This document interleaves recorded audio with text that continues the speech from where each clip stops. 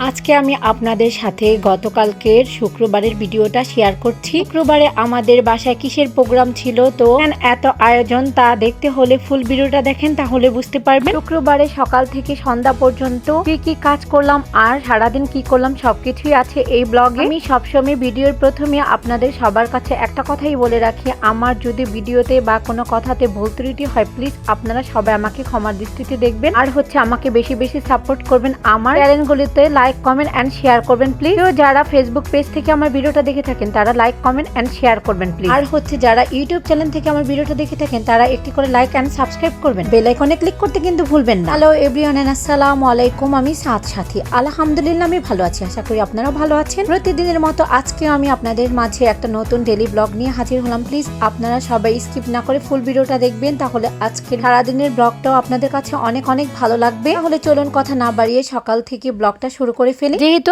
আমার বাসায় নতুন গেস্ট আসবে, তো আমার বাসাটা একটু নিজ হাতে একটু গোছানোর দরকার, তাই না? তো আমি কিছু আর্টিফিশিয়াল ফুল কিনে নিয়ে এসেছিলাম, তো এটা আমার আনবক্সিং করা হয়নি, তো আজকে চিন্তা করলাম আনবক্সিং করে ঘরটা একটু সাজাই। আমার এই সাইকেলের ফুলের ঝাড়টা খুবই ভালো লেগেছে, তো এটাও নিয়ে নিয়েছি, আর সাথে দুইটা ছোট ছোট কিউট ফুলের টপ এটাও নিয়ে নিলাম, আর আজকে একটু ঘরটা সাজাবো। যাই হোক, আমার হেল্পিং হ্যান্ড আপা আমাকে এগুলো খুব ভালোভাবে প্রসেসিং করে দিচ্ছে, আর আমাকে বলেছে কেটে এগুলো ধুয়ে রেখেন, আমি এগুলো প্রসেসিং করব কিছুক্ষণ পর। আর এই তো আমি সবকিছু নামিয়ে নিয়েছি, বড় বল গ্লাস প্লেট বাটি সবকিছুই নামিয়ে নিয়েছি। এগুলো একটু ধুয়ে নিতে হবে, হেল্পিং হ্যান্ড আপা ধুয়ে দিবে। আর আমি ডিম সিদ্ধ করে নিয়েছি, মুরগিগুলো একটু ম্যারিনেট করে এখন মুরগিগুলো ভেজে নিচ্ছি। আর এখান দিয়ে আমার মুরগিগুলো সব ভাজা হয়ে গেছে, মশলাটা আমি খুব ভালোভাবে কষাচ্ছি। আমার হাতের রোস্ট নাকি সবার অনেক ভালো লাগে, তো তার জন্য আমার শাশুড়ি আর মেয়েদের খাওয়াবে, আর আমার ভাগিনার শ্বশুর বাড়ি সবাইকে খাওয়াবে। তো আমার শাশুড়ি আমাকে মুরগি এনে আমার রুমে দিয়ে গিয়েছে, আর ডিমও দিয়ে গিয়েছে, যেগুলো তুমি তোমার হাতে রান্না করবে, তোমার হাতের রোস্টটা সবাই পছন্দ করে, তাই তোমার কাছে দিয়ে গেলাম। আর সাদা পোলাও রান্না করে নিয়েছি, আর আমি ঘরটাও একটু গুছিয়ে নিয়েছিলাম। তো আমার ঘরে মেহমান আসবে, আর এই তো পোলাওটাও রান্না হয়ে গেছে, আর আমার হাতের মুরগির রোস্টটাও রান্না হয়ে গেছে, ডিমের তরকারিও রান্না করে নিয়েছি আলহামদুলিল্লাহ। আজকে আমার রান্নাগুলোর লোক কেমন হয়েছে, লোভনীয় হয়েছে কিনা এটা কমেন্ট সেকশনে আপনারা কমেন্ট করে জানাবেন প্লিজ। যাই হোক,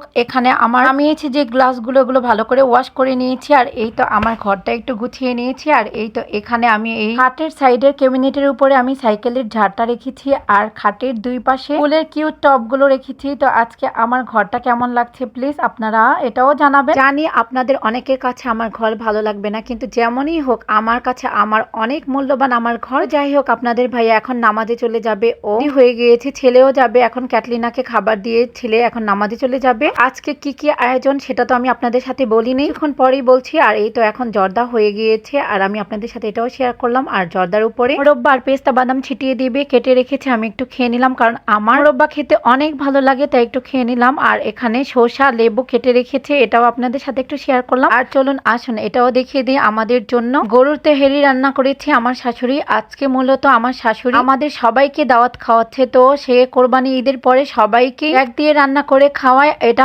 আমার বিয়ের পর থেকে আমি দেখে যাচ্ছি অলওয়েজ। আর সাথে আমার শ্বশুরের জন্য একটা মিলাদের আয়োজন করে, মুরগির রোস্ট, পোলাও আর ডিম, গুলো আমি রান্না করেছি বিয়ের পর থেকে। এই দায়িত্বটা আমার আলহামদুলিল্লাহ আমি খুশিতেই করি, কারণ এরকম দায়িত্বটা পাওয়া একটা ভাগ্যর ব্যাপার। তো সবকিছুর জন্য আলহামদুলিল্লাহ। ছেড়ে নামাজ পড়ে এসে এখন এসি ছেড়ে একটু বসবে, এটাও পারছে না, কারণ আমি খাটে একটা চাদর আর গ্লাস সবকিছুই রেখে দিয়েছি, এখন বাহিরে চলে গিয়েছে। তো যেহেতু মেহমান চলে আসবে আমি একটু কাজিয়ে রেখেছি, তো খাবারের ভিডিও করা হয়নি, কারণ ওনারা ভিডিও করতে পছন্দ করে না। কারণ আমি না বলে কারোরই ভিডিও করি না, কারণ অনেকেই ভিডিও ছবি তোলা পছন্দ করে না, তো কারো অর্ডার না নিয়ে ভিডিও বা ছবি তোলা একদমই ঠিক না। তো যাই হোক, আমার ভাগিনা শ্বশুর বাড়ি থেকে যে আমাদের বিয়ানরা এসেছে, ওনারা মিষ্টি দই নিয়ে এসেছে, এখন ওনাদের মিষ্টি দই দিয়ে দিচ্ছি। আর এই তো খাওয়া দাওয়া শেষ, অবশিষ্ট যা আছে এটা আমাদের রাতের খাবার। আজকের ডেইলি ব্লগটা যদি আপনাদের কাছে ভালো লেগে থাকে প্লিজ আপনারা আমাকে কমেন্ট সেকশনে কমেন্ট করে জানাবেন। আপনাদের ভালো ভালো কমেন্ট পেলে আমি আরো নতুন নতুন ভিডিও নিয়ে হাজির হব। আজকে এখানে শেষ করছি, ভালো থাকবেন সবাই, আল্লাহ হাফিজ।